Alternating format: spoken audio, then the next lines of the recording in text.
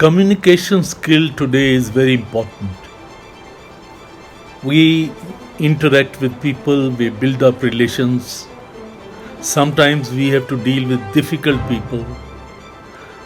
So, your proficiency, your efficiency, and your ability to converse, to express yourself clearly, confidently, and effectively all become very important. Now, let me talk to you about how to deal with difficult people. First of all, you must listen to them. Listening is very important.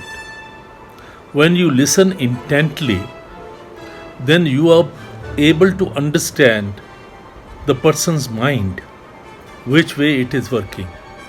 So once you understand the mind or what he or she wants, it is easy for you to shape your answers. Then most important is stay calm.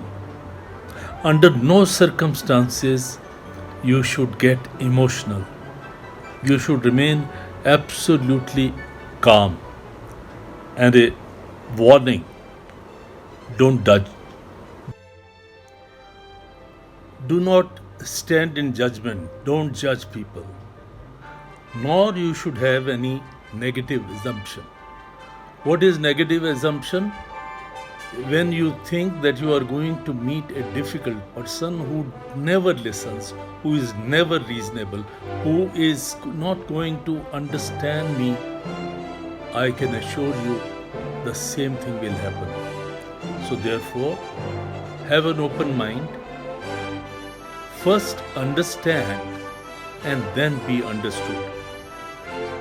Respect the dignity of others. When you are going to negotiate a hard bargain, something which you also claim and the opposite party also claims, yes, it's a difficult situation, then it's necessary for you to understand his hidden need. What is that something without which the negotiations cannot go on? This is one. Then you think that there are two circles. One circle represents your need, the other circle represents the opposite party's need. Now, these two circles are overlapping. They are overlapping. That is why both of you are there at the negotiation table. So, you should try to find the common ground, because if they are overlapping, there is some common ground. Once you discover the common ground, focus on that. That will be very helpful. Now, if you think that you are not in a position to resolve and you need some help of elder, mentor, or someone, professional help, don't hesitate to have that, because it is not necessary that you should have negotiation without preparation and understanding fully well that you are not able to do that. Next is, if there is any heated argument which you should avoid, and suppose unreasonably if the other person has started speaking loud, let him calm down. Don't react. Remember, you should always act, never react. Because when you act, you use your mind. If you react, you lose your mind. And surely, using the mind is a lot better than losing the mind. Next, you should not act defensively. Because if you act defensively, the other person will realize that you are on a weak footing and he or she will take the advantage. So don't do that. One thing which you must adhere to is that you should never return anger with anger. because this will have no limit.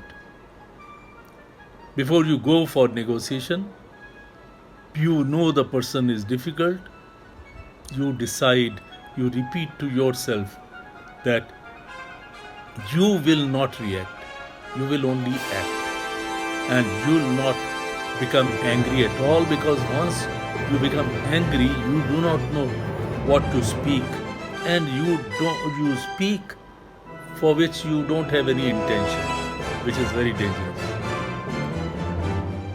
Another point is, don't argue to win.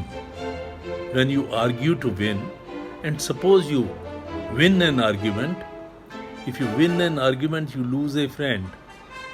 Here, you are meeting a difficult person. If you have prepared, your arguments are very strong, you are able to present your case very nicely, but if you win, I can assure you, you will lose the common ground. You will lose the opportunity to settle things. Then, please understand, there is no one rule to fit all. Don't use the same thing for everybody. Everyone is an individual. You must study, keep that in mind, and accordingly prepare yourself. After the situation is over, debrief. Say to yourself, now the matter is over. Try to overcome, even if it was a tense situation. Please remember that one response does not fit all. There is no mathematical rule that if you apply that rule with everyone, same result will be there. No. Each person is an individual. So you have to treat him or her as an individual and accordingly proceed. Then you must debrief. What does it mean? Debriefing means after your negotiations are over, after it's a hard time, after it's a time when you are very tense, it's necessary for you to calm down, meet somebody, talk something which is not related to this, or visit some place, go to a place and have a cup of coffee and things like that. Debriefing is very important because every day we are having some tense situations.